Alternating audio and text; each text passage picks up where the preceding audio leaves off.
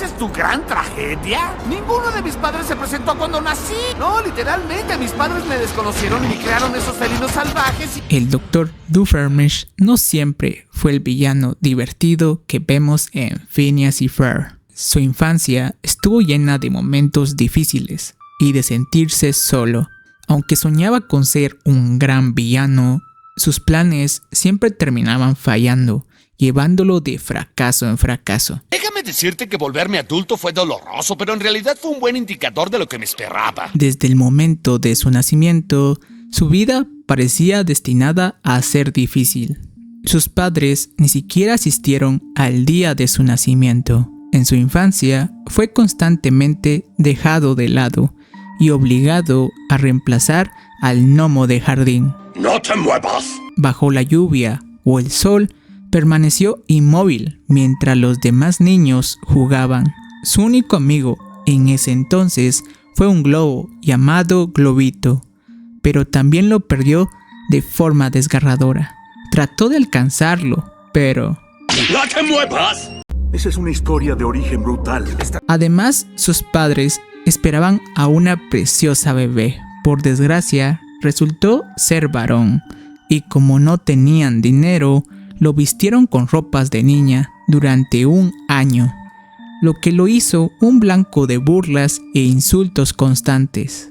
Cada una de estas experiencias fue moldeando al Doofenshmirtz villano, endureciéndolo y a la vez llenándolo de tristeza. Es un dolor que a su manera influye en cómo se relaciona con su propia hija, Vanessa. Hola linda, ¿quieres pasear en una moto de verdad? ¡Tiene 16!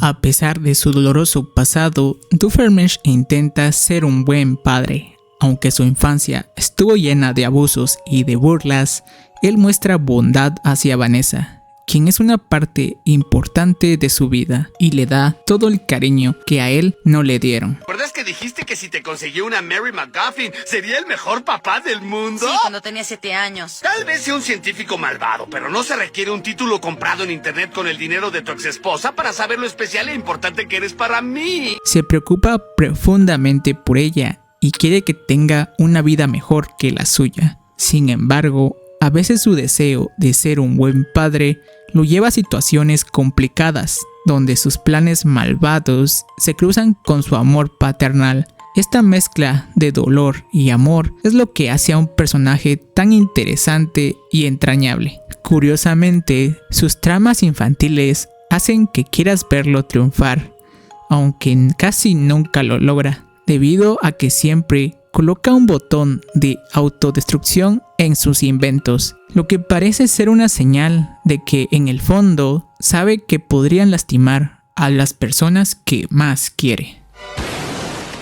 ¡Perry, el ornitorrinco! ¿Por qué siempre derribas mis puertas? ¡La pagarás! ¡Así es! ¡Págamela! ¿Qué es una broma? No era barata, era roble sólido. En cambio, su versión de la otra dimensión, el Doofenshmirtz, que sí conquistó el área limítrofe, decidió quitar estos botones, lo que lo hizo más peligroso. Esta versión sufrió un trauma muy diferente: perder un tren de juguete, algo que incluso el original considera algo patético. ¿Y ya? ¿Qué quieres decir? ¿Esa es tu historia desgarradora? ¿Esa es tu gran tragedia? Aún así, este doble nos demuestra que si se enfocara en ser malvado, podría ser uno de los villanos más difíciles de vencer. Me confundes, ¿por qué su ornitorrinco pelea tan bien? ¡Ver el ornitorrinco! Porque aunque lleve cicatrices del pasado, muchas de ellas se han curado gracias a su hija Vanessa, y las que no, bueno, lo hace conquistando el área limítrofe. ¿Qué? Al estar ruidoso que no escucho mi canción malvada. Bien, chicos, desde el principio, más fuerte. Y 1, 2. Doofenshmirtz malvado sin asco.